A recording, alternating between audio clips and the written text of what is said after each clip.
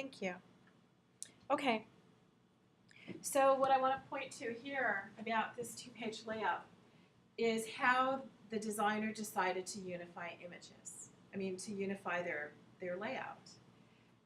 Your article can be any length. I find that you should get it approved by me first because most people pick articles or stories that are way too long. You cannot use lyrics to songs, you cannot use poetry because those are short stanzas, and I want you to learn how to handle blocks of copy and a headline and a byline, which would be the author's name, and then graphics that enhance the article, that elevate the meaning of what the reader is reading. And consider what would happen if the designer flipped this image and the face was looking off the page. What would that do to the layout?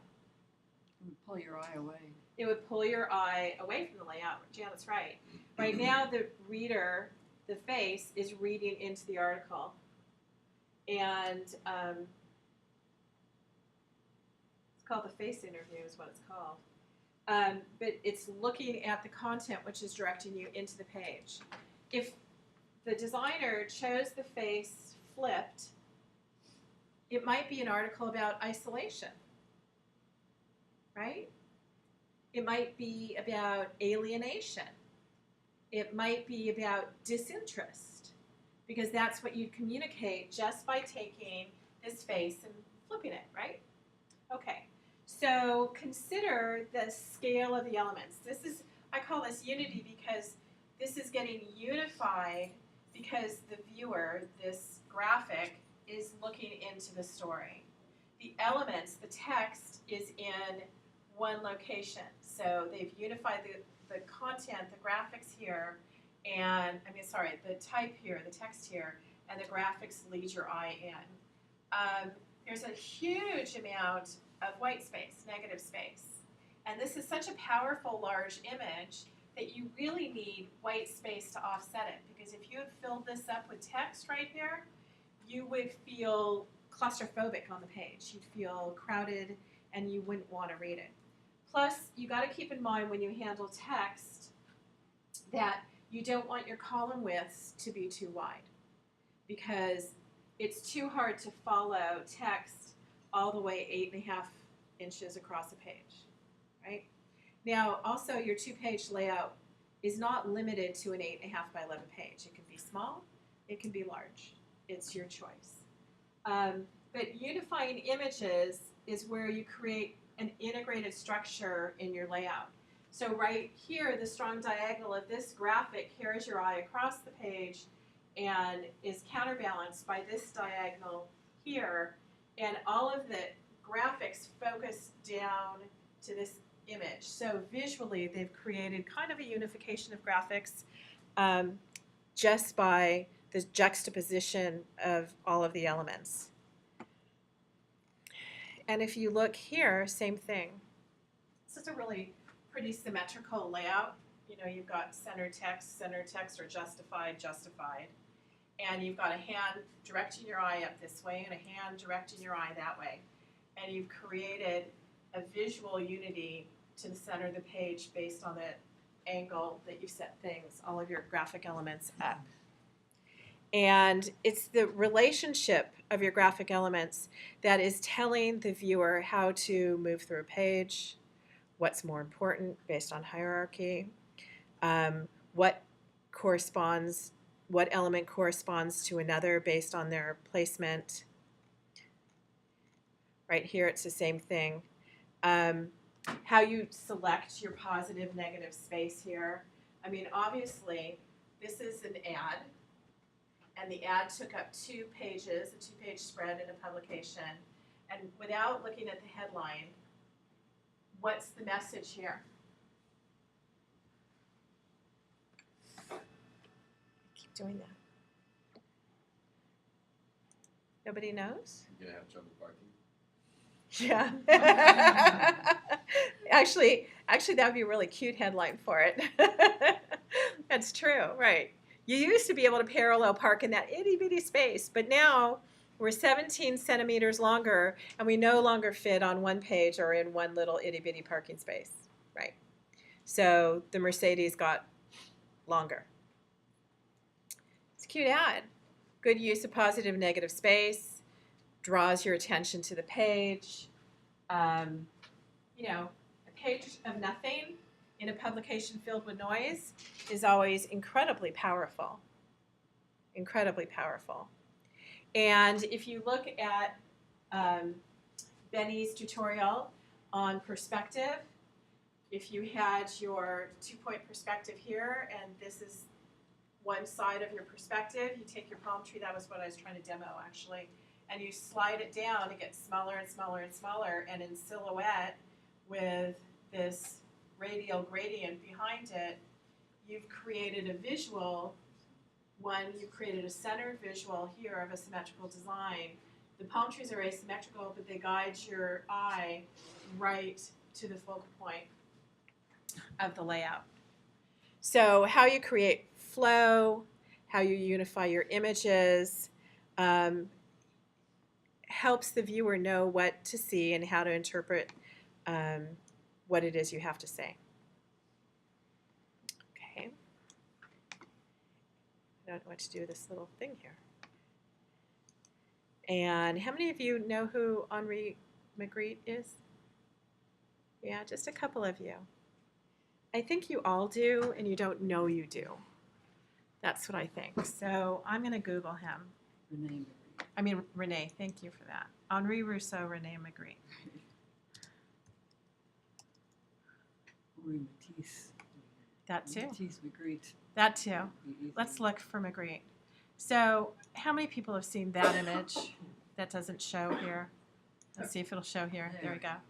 How many have seen that?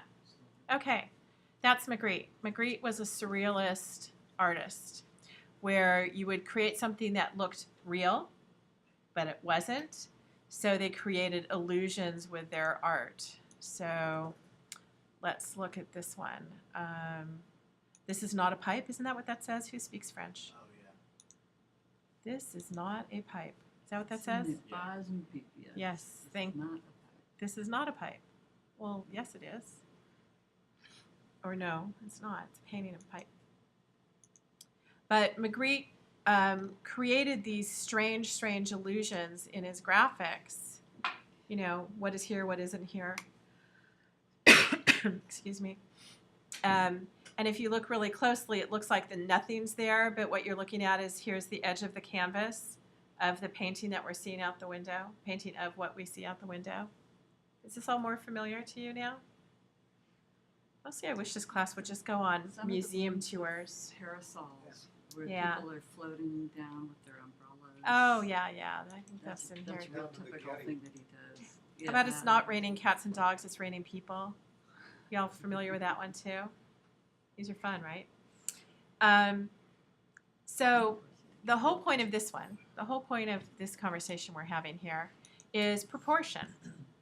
This is a Magritte painting, and you've created the illusion of a room that we live in with an armoire and with a bed, but then we have these completely disproportionate elements like the comb or the glass or the sky wall. We've now seen sky wallpaper in our lifetimes, but when this was painted, there was no sky wallpaper. So these strange proportions are creating this surreal reality. And often the proportion creates emphasis for the viewer. So here's my secret life. My secret life is a long time ago. I did have a teaching credential. I still do actually, and I taught teenagers. You know, remember what it's like to be a teenager? You don't know who the heck you are and what interests you. And one of the projects we used to do was a surreal painting, and you'd create elements in your surreal painting of what's important to you, and the proportion of those elements were represented by what was important to you. So if you created artwork now about your life and you considered what was important to you and how much, or if you did a timeline of your day and you saw how much you slept and what percentage you drank coffee and what percentage you drank beer and what percentage you spent with friends and what percentage you spent on homework, right? Depending on who you are in the world, you'd start to have a sense of your reality or your surreal life. And kind of a fun exercise when you think about it, if you started to create a sense of who you are and your values based on the proportion of the graphics you placed in your image. And right here, I like talking about scale and proportion. Well, let's come back to harmony. Let's come back to these graphic elements here. This is a letterhead package, corporate identity package. And one of the things I love about it is when students design a corporate identity package, which you'll end up doing in some of these graphic design classes, you'll create your logo, your business card, your envelope. And for some reason, students, I don't understand, because letterhead is such a big page in comparison to your business card, students think your logo should be much bigger. Well, letterhead is designed to fill with a letter, and a business card is your identity. And one of the things I think is so beautiful about this corporate identity package is we automatically know what the business is. What do we assume the business is, Giancarlo? What do you think it is? Restaurant. Yeah, restaurant. Janet said catering up here. And what do we notice about the elements that communicate that? What are they? Utensils. Yeah, eating utensils. And the interesting part is if you look at the letterhead, the envelope, this is the envelope, this is probably the note card, or this is both sides of the envelope. Like this might be the face and that might be the back side, although I can't see the flap there. And the business card, what do you notice about the eating utensils, the size of them? Large. They're large, but they're all identical in scale, even on the little 2-inch by 3.5-inch business card compared to the 8.5 by 11 letterhead. And I think it's this unity of scale that creates a cohesive identity package. It's the unity of scale of the logo, I think, that creates a cohesive identity package. There's continuity there, and I think that creates good branding, honestly. And if you talk about scale here, scale and proportion, we look at this ad. This is probably either a wide horizontal ad or a 2-page spread ad. And what I love about this is the proportion of the graphic. And the graphics, what, Ravi? It's an apple? Cherry. There you go. And what's at the end of the cherry? Yeah. A devil's tail, exactly. And what's it pointing to? Yeah, some logo. I don't know what it is, but we know it's going to be really fun to go there because it's devilishly fun, right? I mean, we don't need a headline. We don't need anything else except to know that we're going to be indulged somehow because cherries are kind of decadent. They conjure up a decadence. And the fact there's a little pitchfork or devil's tail or whatever it is, I don't know what it really says. I can't even see it. Oh, it says wicked. Oh, you know what this is? It's for wicked fruitcake. It's something bakery. That's what the logo says. But it's clever, right? I mean, if they showed us a picture of fruitcake, we'd probably turn the page really fast. How many people like fruitcake? Right? You do? Yeah. Okay, I'm going to send you it when I get it for Christmas. I don't like fruitcake. So around Christmas time, we all see fruitcakes all over the place, right, in advertising and promotion. That's not what they're selling you here. They're selling you something more unique. They're selling you their wickedly wonderful fruitcake. And now you're kind of excited by it. Like, what could be so good about that one, right? So you have a lot of power as a designer when you communicate your message. Here's our little Henri Rousseau. Let's watch a video about him. Don't you love that video? That's nice, yeah. How many people have seen Rousseau's artwork in museums and didn't realize that's who it was? Really? I gotta get you guys to museums. How many of you all right, let me frame this. How many of you have gone to a museum, an art museum before? Okay. I find in a lot of my classes students haven't, and I forget because it's it's what I like to do. It's one of the many things I like to do. But trip to the Getty. do a trip to the Getty, yeah. Makes me realize how in this class, if there's a good exhibit at the Santa Barbara Art Museum, we should just all walk over there, right? Because looking at what artists do is amazing.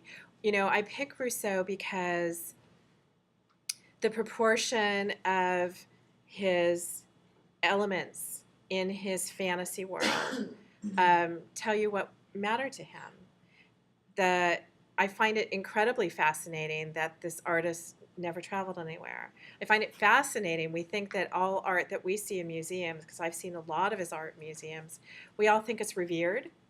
We revere it if it's in a museum. Therefore, it must be great. I've seen pretty not great artwork in museums, haven't you? But it's incredible how elitist artists are amidst themselves too. I like this whole profile story. I think it's all really interesting. But anyway, the reason why I picked his artwork obviously is because of the scale of the elements in the images and the proportion to, again, to lend importance to what the artist decided was important. Let's see. I like this Death Cab for Cutie poster.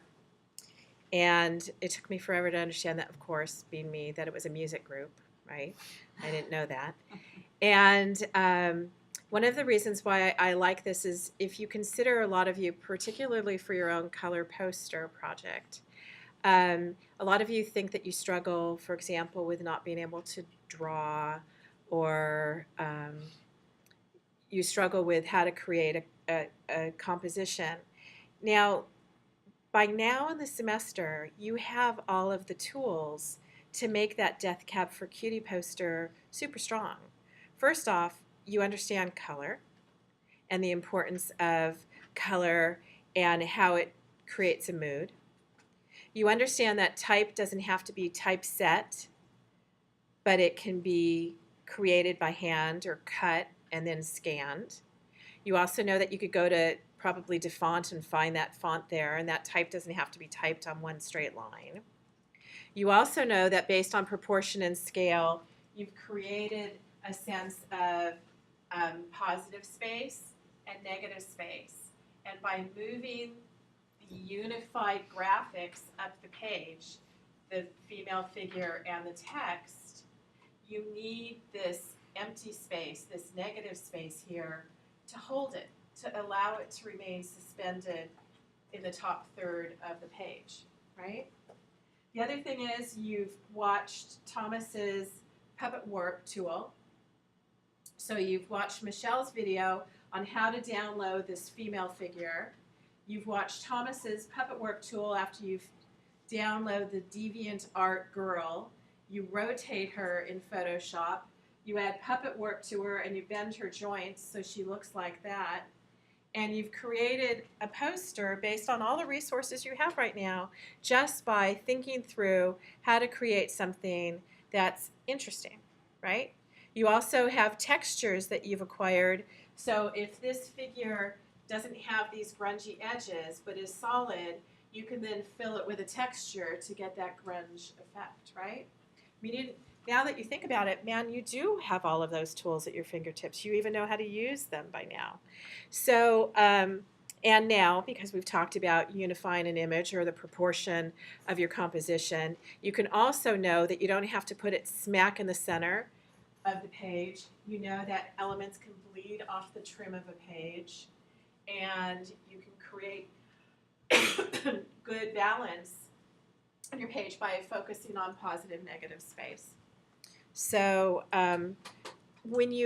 if you haven't finished your color poster, which I'm assuming most of you haven't, consider this when you create your composition.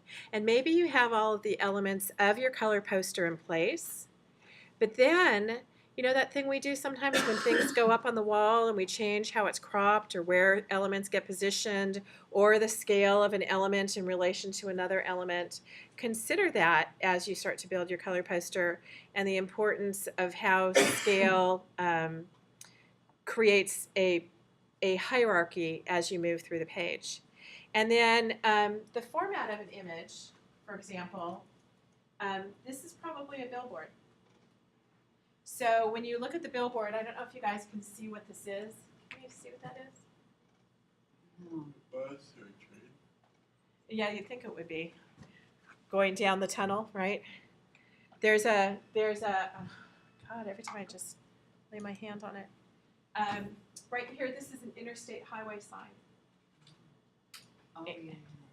And so again, the scale of that graphic, if you're driving down the highway, you're going to take a quick glimpse of somebody with their mouth wide open, which communicates screaming, and deep in their throat, their guttural scream is that interstate highway sign, which is frustrating them because of traffic. So again, just simple elements with a really strong concept that hopefully you're brainstorming with your sketches and thumbnails will create a really powerful composition for your graphics. So let's back that one off. And let me demo two-page layout, but I think what I'm going to do is stop.